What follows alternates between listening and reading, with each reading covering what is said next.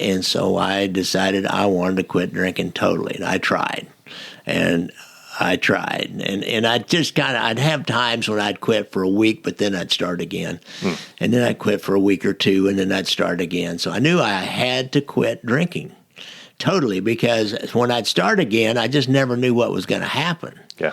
I did some, and especially when I didn't drink for a week, and then I'd start, and I used to say a six-pack would just jump in my car, and then the next thing I know, it's like 4 o'clock in the morning. I'm trying to get home because I just, I was so starved for those feelings, and they felt so good, and then they didn't feel so good, and then the next day they were even worse, and I could see this second marriage was going down the tubes. Welcome to the Hey Chaplain podcast. My name is Jared Altick, and I'm a chaplain with the police department. This podcast is for cops and for everyone interested in law enforcement culture, careers, and wellness. On Hey Chaplain, you'll hear from dispatchers and federal agents, sheriffs and U.S. Marshals, as well as the occasional homicide detective. From the LAPD to Scotland Yard, the guests on Hey Chaplain share their own experiences so that police officers everywhere can survive and thrive. Today I'm talking with Gary Jenkins. He is the host of the Gangland Wire Podcast and a former detective and sergeant with the Kansas City, Missouri Police Department. When I spoke to Gary last year about Mafia history in Kansas City, he offered to tell his story of dealing with alcoholism as a cop and overcoming it. Listen as Gary perfectly explains some of the internal dialogue that happens with addiction, and don't miss what he says about the family of alcoholics and the role that they play in the problem and in the solution. Here's Gary Jenkins. Hello, Gary. How are you today? Hi, Jared. How you doing? I'm doing well. Today I want to talk to you about some of your experience in law enforcement, specifically centered around alcohol abuse. Right. It's a tough subject. I'm sure a lot of people probably don't want to hear about it, but when you do want to hear about it, you really need to hear about it. And you have personal experience in that area. So can we maybe just start with kind of your law enforcement career and your experience in Kansas City? I went on the Kansas City Police Department in 1971. They were hiring 350 new officers. They were going to increase the complement, the overall complement, by 350. And so they were hiring a lot. We had big classes. They were hiring about anybody that come in the door at the time.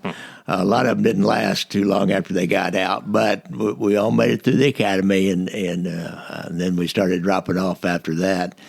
But, it was, I don't know, I had been working in a factory. I didn't have a college degree. I had a high school diploma, and I just got married, had a kid, and gone to work at the Ford plant putting parts on cars. And About how old were you? when I came on, I was 26. Okay.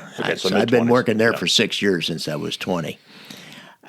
And, I wanted something different. I wanted to use my mind instead of my hands and my back. And it was exciting. I grew up, I wanted to be a cowboy. I often say, when I was a little boy, I wanted to be a cowboy. I wanted to have a Colt 45 and a 30-30 lever action rifle and a Palomino horse.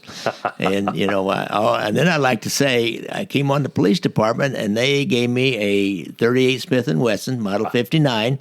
They gave me a Remington shotgun, 870, I believe, and a Plymouth Fury. So I had it all. That's awesome. Good deal. So you get into the police department and you probably go right into patrol. Right. I spent about 4 years in patrol, I believe, out in the central part of the city. First they gave me a pretty cush job downtown, and downtown was kind of hopping then, but it was day shift, and then an opening came up out in the central part of the city, and where there was a little more action, and I immediately volunteered for that because it's like, put me in, coach. I want to be where the action is. Right. And so I went out there, and I worked what they call 154 sector, which was 35th to 39th, Paseo to Prospect, and it was a hot sector. It was really hot.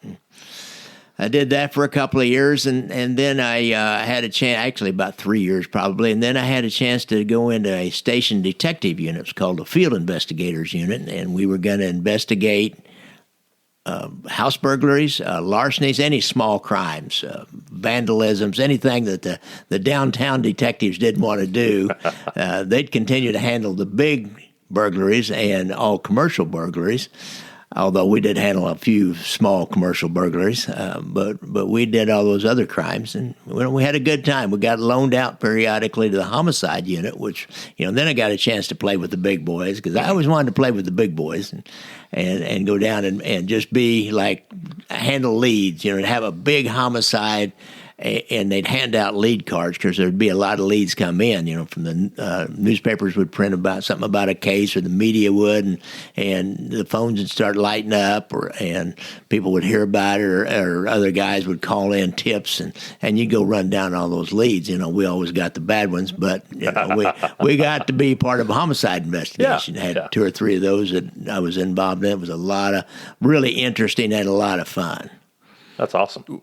Were you already a social drinker? Were you drinking at night before you went to bed, or what kind of patterns did you have?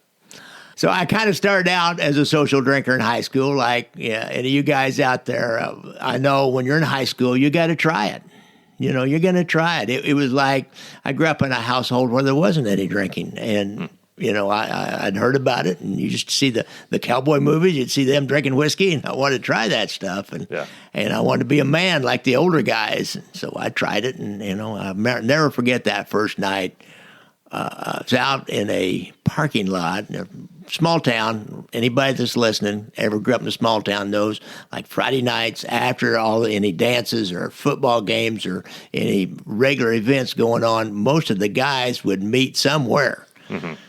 Parking lot of the grocery store is what we had. Sometimes it'd be the parking lot of the Dairy Queen or whatever they've got. So parking lot of the grocery store, and guys from my age of about 15 all the way up to 25-year-old guys would be there, and everybody's drinking and laughing and joking and playing jokes on each other and just doing what you do. And it's kind of scary when you're the younger boy. You see, boys, sometimes there'll be some bullies there, and they're drunk, and they'll want to maybe call you out or try to make you look bad. And so it's a little bit scary, but yet I wanted to be there. And boy, that first night, me and 2 other guys went out and got a 6-pack of beer, and I was able to drink. The driver didn't want to drink any of them. Pat drank 2, and that left 4.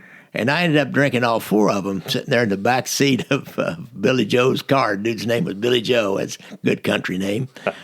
And I drank all 4, and I felt like this is it. This is the key. This is it, dude. I wasn't afraid. If anybody there wanted to fight, I was ready. Yeah, took away all your inhibitions. It took away all my inhibitions, all of them, all my fear, all my social anxiety. It was just gone. And like I said, it was like a magic key that I turned. And for some of us, once we turned that, I wanted to turn it again the next weekend and the next weekend and the next weekend. And so it just becomes a habit. When you're a drinker like that, you kind of go into a group of people that drink like I did, or like, whoever your friends are. Birds of a feather. The people that don't drink so much, they get scared. They get a little nervous about what you're doing and what you're talking about, and then, and they get tired of you repeating the same stories over and then acting like, trying to pick fights with anybody that came along and stuff like that. The crazy things that people, that drinkers do. And so, now I'm hanging with the older boys, which I always liked, and got a job, like a big boy job at a gas station, and didn't quit doing sports or any of that kind of younger kid stuff, and started hanging out with 20, 21, 25-year-old men who were in and around that gas station, watching the front while they'd shoot dice in the back, and, they'd have plenty of beer around. And so I liked that. And, that just became my life.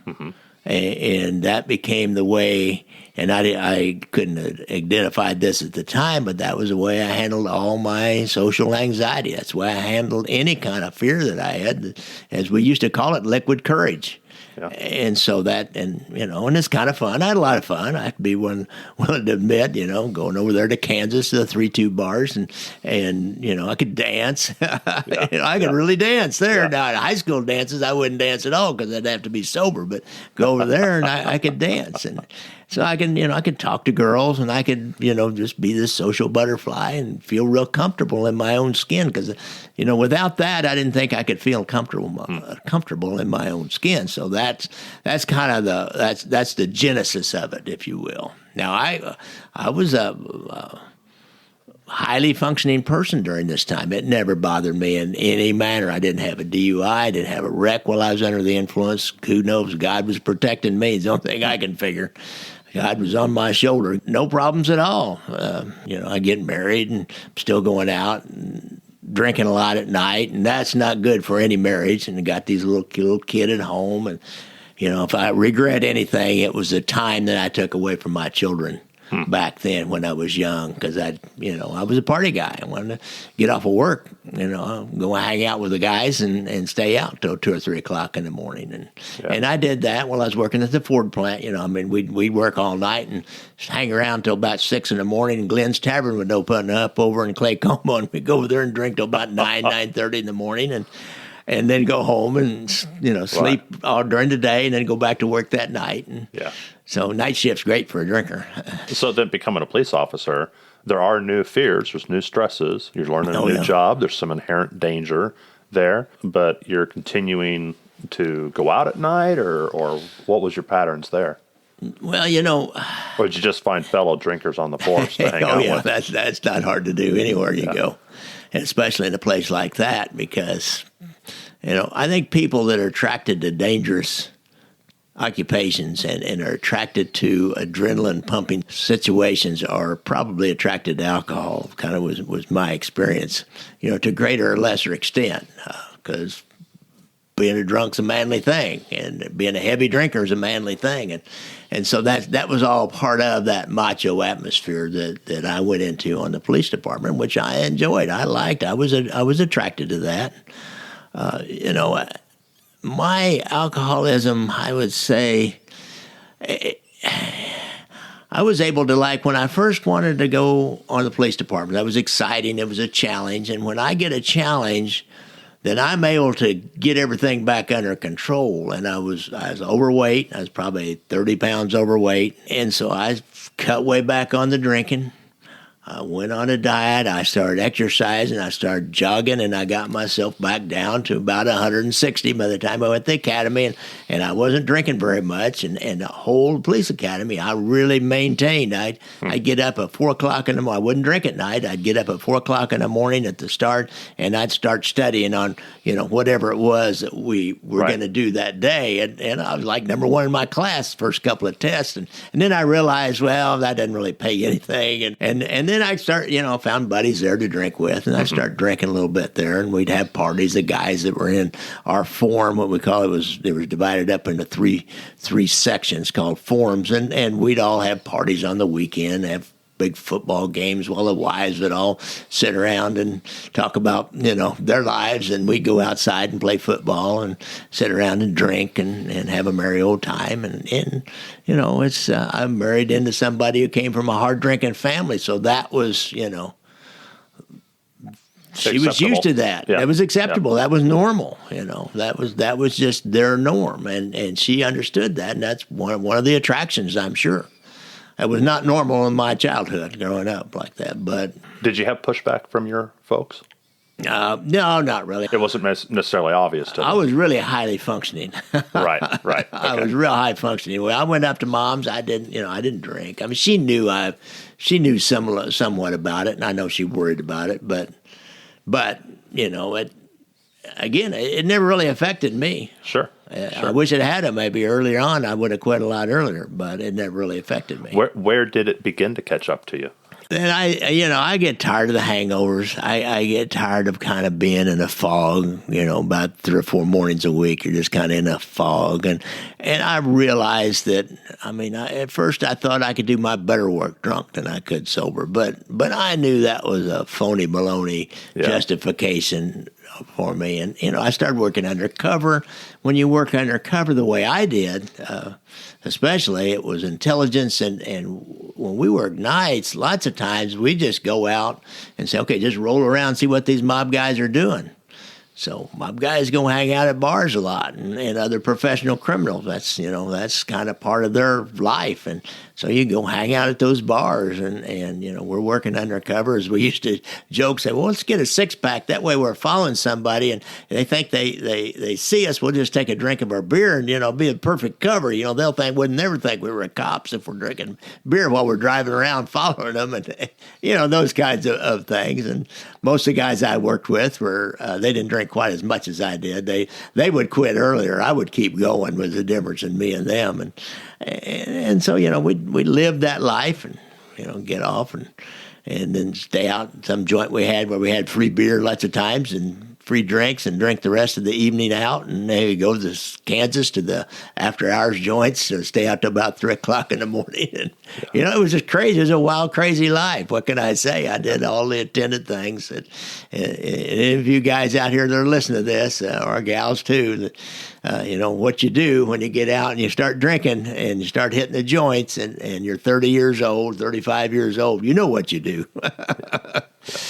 And it was stuff that I wasn't very proud of, and it was stuff that was leading us double life. And finally, in 1980, my wife, the mother of my children, said she couldn't take it anymore. And I was gone a lot, and we're spending all of our money all the time. We just never could seem to get ahead. We were both working, but yet, we'd have to try to beat the checks to the banks. It's funny. She didn't really ever attach it to drinking.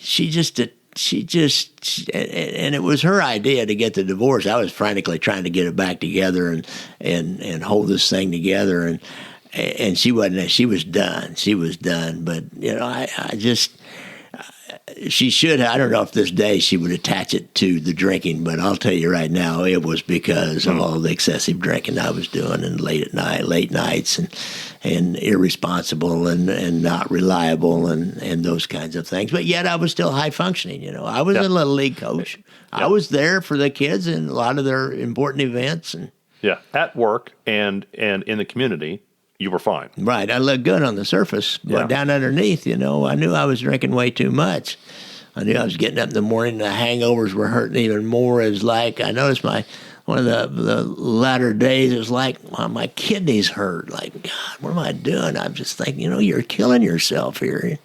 Just, you can't keep this up. I mean, I knew I was starting to worry about my health. I was drinking so much, but again, I can look good on the surface. Yeah. And it was, to a degree, it was tolerated in the department. Oh, right? yeah. Especially where I worked in the intelligence unit. It was approved of. It was almost, in some ways, was encouraged. But it certainly was tolerated. It's a hard drinking, macho atmosphere back then. I assume it's probably somewhat like this now. I don't know, but the drinking problem's just par for the course. Nobody particularly upset about it. Right. I mean, especially if you're functioning well. As long as you're functioning, as long as you show up. Yeah. And you don't bring any embarrassment. And you don't get arrested for something. You don't show up drunk at work. Although when I was working undercover, I'd be drinking in the afternoon. God, when my first wife and I were splitting up, I was all down in the dumps, and I'd come up with some excuse to go to some joint where there might be a mob guy, like right after noon sometime, and just sitting there and have 2 or 3 and maybe get a 6-pack and just kind of drive around the rest of the afternoon, and but I was still functioning. I only had maybe 6 or 8 beers, and you can function pretty well with that. I wasn't staggering, falling down drunk. Huh. Then when you get off and get home, then you really hit it. And you're like totally blotto by 9 o'clock at night and sleep till 6 o'clock in the morning, get up and go do it again. Wow. I remember this one guy was picking me up for work. And he said, smells like you had the Coors mouthwash this morning. I said, no, man, I quit and went to sleep about 4 o'clock this morning. Man. And nobody back then, especially, it's different now. I know there's a lot more awareness, and rightfully so. But back then, nobody thought anything about it unless you were like staggering and slurring your words and visibly couldn't do what you're supposed to do. Yeah. So when was the turning point for you? It's funny. It was my ambition. My ambition will be the death of me. I was always somewhat ambitious. I wanted to get promoted to sergeant. I tried once and didn't do very good. And so I realized after that first go around where I didn't do very well on the sergeant's exam, I thought, I'm going to have to do like I did when I came in the academy. I've got to cut back on everything and just really focus on this. And I did. And I studied. I knew all those books and procedural instructions and general orders forwards and backwards by the time the written test came out. And I scored pretty high on the written test. And then I stayed off. I really stayed off the alcohol and really just focused on it. And not to, and not to take anything away from my second wife, when I'd married her, and her dad was a high-functioning alcoholic, and she knew a lot about alcoholism, and so she was seeing these things in me. At first, it was all fun and games. We were dating, we were both partying and drinking and all that. But then after we got married, then she was starting to see some of the same patterns. That same pattern as her dad was. And her dad was the kind of guy that had a really good job. He'd come home every night, and he'd get his drink and sit in his chair and drink 2 or 3 drinks and then get up, not say a word to anybody, go into the dining room table, eat, go back and sit back down, and then go to sleep in the chair every night. Now, see, he wasn't out partying. He wasn't, going crazy. He wasn't slurring his words, or a little bit, but he wasn't doing anything. He was just emotionally and unavailable to everybody. And also, when you're a drinking person, you're emotionally unavailable to anybody around you. Yeah. You only are caught up in your own emotions, and somebody else has any kind of a problem, you can't be there for them other than in some sick way, maybe trying to give some advice to somebody that you don't know what you're talking about. But you're just not emotionally available to anybody, and that damages families. And I'll talk about that before I get done here, how important it is for family members to be able to recognize this and how they're part of the whole scheme. Just like my first wife was part of the whole scheme, because to her that was normal. Yeah, she saw nothing wrong with that at all. Yeah, I guess the turning point was as I started to say, I'm ambitious, and I applied those same techniques that I did when I went to the academy. I cut way back on drinking, and I started focusing on passing the sergeant's test. And once I passed the sergeant's test, then I did pretty well at the assessment center, and then next thing I know, I'm getting promoted. I'm married to this second wife who is, kind of wanting me to cut way back on the drinking.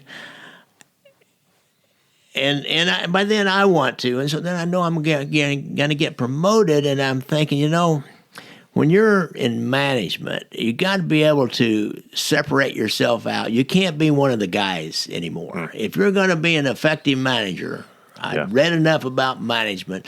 If I'm going to be an effective manager and going to do well at that and maybe go on to captain or major or whatever, I cannot be one of the guys. I can't worry about whether they like me or not. And when you're drinking, you end up drinking with the guys, and it just weakens me intellectually and psychologically and emotionally when I start drinking. And if that's my lifestyle, then I'm just not different from everybody else. And so I decided I wanted to quit drinking totally. And I tried.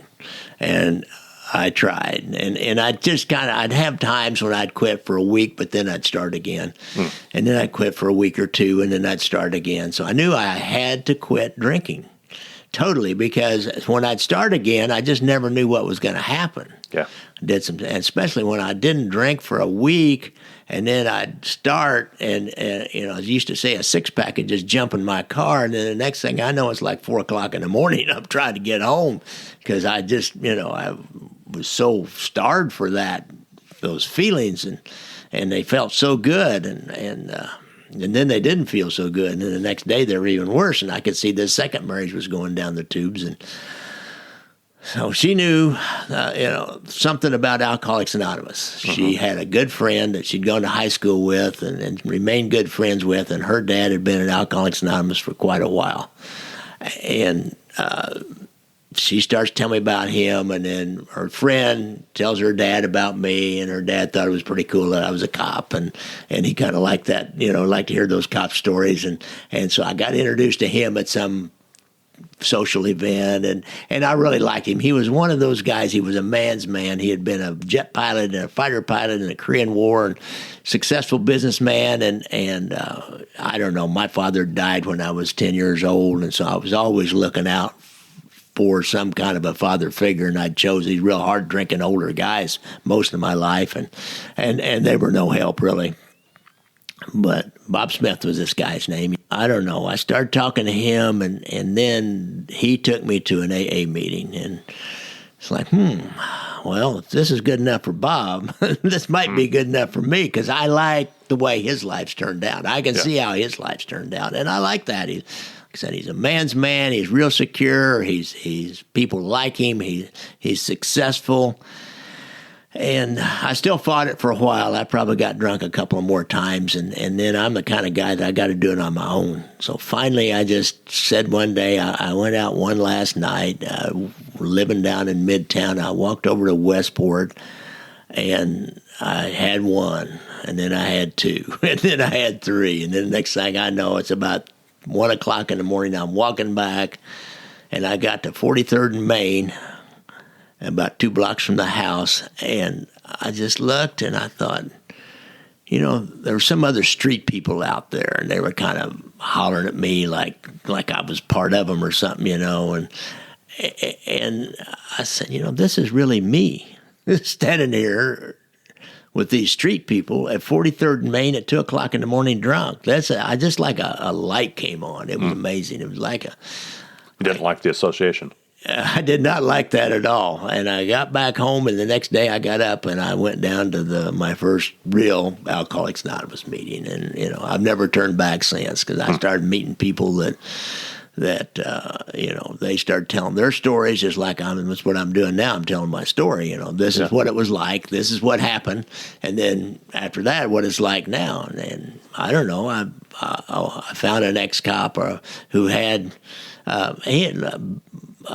Joe had left early. I think he got vested at 15 years, and he got a job, and he'd been in recovery. I remember Joe. I remember when he got in recovery, I didn't really know what he was doing. He was a detective. He got in some kind of trouble. I never did figure out what. Some kind of trouble, and they bounced him out of the Dick Bureau and put him back on patrol. And I was a young patrolman, and he always gravitated to Joe. I liked Joe, and he'd been a real detective, so I wanted to know more about that. And I remember Joe would sit out. He was a wagon driver, and he'd sit out in a wagon just before he'd hit the streets, and he had a little black book he would read every morning. Well, years later, I find out there's a little black book of daily kind of AA sayings and what do you call it, affirmations and things. Right. And I thought, that's what Joe was doing. So I sought Joe out in those early days, and he had quit or took an early retirement, and he had gotten a job in a treatment center. I started meeting with him on a regular basis, and he kind of got me going. And his example of what it's like now for him and what it was like back then, why that got me going. And I went back and hooked back up with Bob Smith again, who was the first guy that introduced me to it, and went to some meetings with him. And then I start to get knowing people in AA, and I find people that are immensely successful. It's not. I always thought it was like some under the bridge drunks that went all to AA meetings, all the losers. And there's people in there that, I used to say all the way from Independence Avenue to Mission Hills. I mean, they're all in there. All kinds of different experiences and success. But everybody that I got to know that I had a respect for and that I got to know very well, they had a lot of personal success. They had marriages that were going, and they had kids that they were part of their lives, and they were doing okay at work, and they had a calm, relaxed, peaceful demeanor about them, and all the stuff that we ever wanted in life, even and alcohol tended to destroy. Why they had it. So I just kept coming back, and and I was a sergeant by now, and it was kind of an easy way to not be one of the guys, because I didn't ever go drinking with them ever. They'd ask me, and I'd just say no. Sure. At first, I was a little bit embarrassed. I just say no, and then they finally figured out, oh, hey, Sarge, he doesn't drink, and we just leave him out, which was fine with me. Right. I don't want to hear that crap. They start drinking, these guys, and they start bragging about this guy they beat up and that thing they did and that girl they slept with and all these different things. And by then, the charm of all that had gone out for me. I had emotionally matured enough that I was not charmed by all that. How'd that second marriage turn out? I was on the rebound from the first one, and she was a codependent. And see, that's kind of what I want to talk about next is in relationships what happens. And so I was just lonely. I just wanted to have somebody in my life. I wanted somebody to salve my loneliness, and she wanted the same thing, and we didn't know any other way to get it, so we sought each other out, and out of all that came my recovery. Thank you, Nancy, and she ended up getting in her own codependent recovery, and so she's married again now and has a husband that seemed like he's a pretty nice guy the times I met him, and the third woman, I met her in AA, so. But you had that in common, and we had that in common. Help each other. A lot of times, boy meets girls on AA campus. Not always, but that happens quite often because you can speak the same language, and we both got 38 years sobriety. I don't know, sometime about now. Actually, I just got my 38th year, and she won't have 38 till this spring. So it's all's well that ends well. But in sobriety, I started learning a lot about how this is such a family disease, and that's one thing I want to speak to. Go ahead. Jared, you probably got spouses out there that listen to this, and maybe children or parents, because it's a family disease. Everybody's affected by it. Everybody plays their part. And people don't really like to hear that. So, well, he's the drunk. That's the drunk. That's the problem. He just needs to quit drinking, but that ain't all the problem. They don't understand the codependent behaviors. Right. Yeah. And so many times, if you look at your own, whether it's your, whoever your spouse is, whether it's your husband or your wife, you look at your own family history, and many times you're going to find there is a history of addiction of some kind. It may be real secret addiction even. People that a lot of different pills. People will just stay kind of zoned out on that. Some of it was alcohol. Some of them were just real heavy social drinkers. But you'll find some pattern usually of some kind of abuse of a substance, more than likely. Maybe not, but more than likely you'll find that. And see, that's what That's what I know. So I seek out somebody that, gonna fill that hole in me. Mm-hmm. And so you find if you don't drink yourself or you don't drink very much, but you find somebody that drinks a lot, but you find them charming and witty and funny, and that's comfortable because that's the way your dad was, or that's the way your mom was, or maybe you didn't like the way they drank, but that's just familiar to you. Right. It's comfortable. Yes. And you know how to deal with that. Familiar is not always good. Right. You know how to deal with that. And it's so familiar. So, you create this next little family that's built around this addiction and codependency thing. And then your kids grow up the same way. Mm-hmm. And there's help for people that are codependent. It's called Al-Anon's First Help. There's a program at First Call here in Kansas City, and it's called How to Cope. And it teaches people. It's interesting. It's like a hook that gets people in. It's how to cope. How do I cope with this alcoholic in my house or my drug addict? They get people in on teach them how to cope, but then they start looking at yourself. They say, okay, in this relationship, for example, let's break it down. What's the problem here? And what have you done? So the problem is I got arrested for DUI. Well, what did you do? Well, I bailed him out and helped find a lawyer. And did that work? No. Well, okay. Next time they get a DUI, try something different. Yeah. Like don't bail them out. Don't get a lawyer. And then see if you get some different result and start breaking things down like that. That's a real blatant kind of out there, but there's a lot more subtler things that people can apply that model to. And so they learn to apply that model, and they find other people who have they think they're the only ones in the world that have this problem. Yeah. And they find there's a bunch of other people out there in the world that do, and then they kind of get them started going to Al-Anon meetings and find more people that have the same problems, and you got somebody that can understand what you're talking about, that you're not embarrassed to talk to about it. And many people, it's such a secret shameful kind of a disease that, you need somebody to talk to about it, and somebody that's been through it and has some skillful methods of dealing with it. And so that's the family disease part of it. And when you get together and you stay together, if you don't ever do anything, you get divorced, you just find somebody else that's just like it. I'd say almost every time. And when you got kids, and that's what they know, and they grow up and they do the same thing. So it's. So I'm thinking of a couple different types of officers that I'd love to hear you speak to them. One is the type that doesn't really feel like they have a drinking problem, but they treat it medicinally. They need to drink in order to go to sleep at night. And that's not a problem. It's just I need to drink in order to go to sleep. So they drink themselves to sleep each night. How does that strike you as a game plan? Does that seem?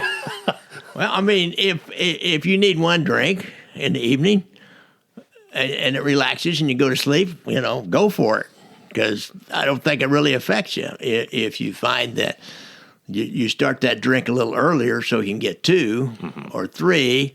Or if there's some nights even that won't do it, so you just keep drinking all night long, or not all night long until and then you wake up in the morning, you got a hangover, and if it affects anybody around you negatively too. If you're starting out in front of the TV and you and your wife or kids are trying to watch some show and you're drinking that drink and you can't really be emotionally there for them because of that drink. But if it's just the one drink just before you go to bed, go for it. Yeah, well, that's why I asked, because I know that it rarely stays just that one drink. It usually does escalate and become more than that. That's like the old gal in AA meeting talking about how she used to convince herself she wasn't an alcoholic because she just had one drink. Of course, what you do is take about a half of a fifth of whiskey or vodka and pour it in a great big plastic jar or glass and fill it, put a bunch of ice in it and then drink on that all night, every night. So she was drinking about a half a fifth. Oh, yeah. As soon as she got home. Yeah. There were several drinks, but it was one container. Right. But she was convinced she only was having one drink. So be careful of that one drink thing. Yeah. Well, what about another type where they're making the New Year's resolution and they're thinking, okay, this new year, new start, I'm going to stop. But they've tried before and it keeps coming back. And so do you have any suggestions or recommendations for how to really make it stick? I'm not saying you need to crash right into AA and go throw yourself in there or check yourself in the treatment center. But if it's bothering you, and you want to try to quit, well, try this. Just say, okay, I just won't drink today. And if that works, and then you don't drink that day, then the next day, and you start getting that, I used to call it an itch, that I know how to scratch it. A six-pack will scratch that itch. It's just this gnawing little feeling in the back of your head that you need something. Like, man, there's something just a little bit uncomfortable. I need something. And you kind of know that, boy, a drink would take care of that, or beer would take care of that. So what I used to do when I first quit drinking and was really serious about it, then I again said, and I learned this in AA, one day at a time, I just say, okay, I'm not going to drink today, and if I want to drink tomorrow, I'll drink tomorrow. Sure. Some people take the pressure off yourself. Right. Some people even break it down to, I'll drink 2 hours from now. And 2 hours from now, you probably forgot about it. The itch may not be there. The itch may not be there, but just to take it in short segments of time. Don't think I have to I have to quit drinking forever. That's where people get in trouble. Well, I can never drink again. As somebody said, forever is so big that I want to be able to have a drink with my mom and my grandmother when I turn 21, but yet she's having all kinds of trouble as a teenager with drinking. Yeah. But she has something off in the future there, so she's got to keep drinking. And so there's all kinds of tricks that your mind will play with you, and the way to deal with those is to say, well, I just won't drink right now. And see what happens later. Give yourself permission to drink tomorrow if you want to. And, maybe you can drink successfully. Maybe you can have that one drink. Sure. If it, fine, bully for you. It's, it's fine with me. I don't really care. We're not, when you quit drinking and you got recovery going, good, solid recovery, you don't care if somebody else drinks. I don't even care if you want to get drunk. I don't want to be around you. I don't want to hear your voice and your stories and you're kind of scary when you get drunk, and I just don't want to be around that at all. Sure. But if you're tired of that, then there's a way out, and those are the ways to start. But if that keeps up, now if it's too bad, probably ought to check yourself into treatment, and there's no shame in that anymore. That used to be a big deal, but there's no shame in that at all anymore. Yeah, something like that might have ended a law enforcement career back in the day, and now there's much more flexibility about helping an officer through some sort of substance abuse treatment. Yeah. My own personal experience, and a few people I know, if I know them very well, I know a lot about their lives, and if I know them for a long time, guys that have been in recovery, it's primarily men. I know one woman that's been in recovery quite a while now, and you start out, it's like you got, you just feel lucky if you can hang on to being a patrolman or a detective.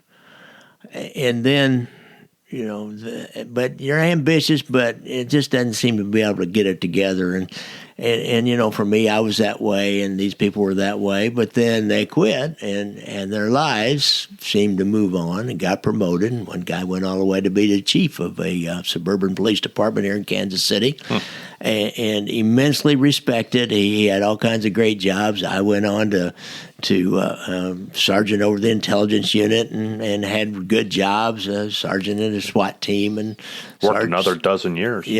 Sergeant over the fraud unit, and had a lot of good supervisory jobs. And I went to law school, and I went back to that old mode I learned in the academy: just get up about 4 o'clock in the morning and hit it, and don't drink at night. And of course, I hadn't drank for a long time by then, but so it was easy to do. But I did okay. Did 3 years of law school and did okay. Passed the bar on the first thing. So and I got married again, and that I've been married to her 20 years now, and that marriage is just ticking right along. I'm just happy as heck, and so is she.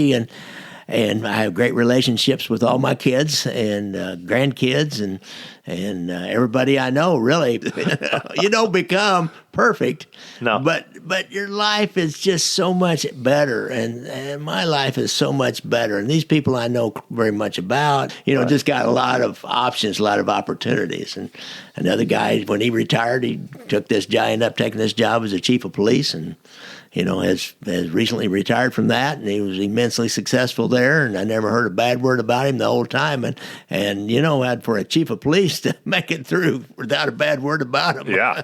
It's pretty dang hard these days. So, it's I just want to know that there is a really great life. Yeah, sky's beyond alcohol, and there's I know I've helped people try to quit, and they're so worried about being bored. And, I've been anything but bored. I've had anything but a boring life. So if you're bored, it's your own problem. And alcohol isn't going to help. Good. Excellent. Thank you, Gary. I appreciate it. All right, Jared. Thanks for having me. I want to thank Gary for sharing his story, and what I really appreciate about him is how he very clearly understands what the appeal of alcohol was for him, what it changed in him, who it connected him to, and what it promised to deliver. Gary, now, after decades of sobriety, can also clearly see the downside and the damage it was doing to him and his family. Listen, the chaplain can't get you to stop drinking. That's not really even my goal here. You're the only one who can finally do it, for real. But don't be afraid to listen to older cops like Gary, who have been down this road and have found success and happiness without alcohol. Those guys might be the examples and the inspiration you've been looking for. On the next episode of Hey Chaplain. So I got on the radio and said, hey, can you go ahead and start me an ambulance for a laceration to my hand? And the sergeant at the time got on the radio and was like, is that for you? And I said, yes, sir. So another officer came up there, and I had my hand in like a fist as tight as I could get it. And he kept saying, let me see it, let me see it. I'm like, no, it's bad. He goes, just let me see it. So I opened my hand, and he said, oh.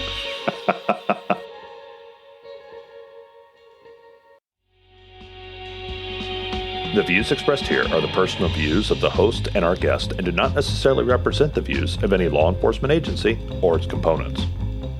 If you would please, go find Hey Chaplain on Facebook and Twitter, and share this episode with a cop or someone who loves a cop. Thank you for listening to Hey Chaplain, and as always, pray for peace in our city.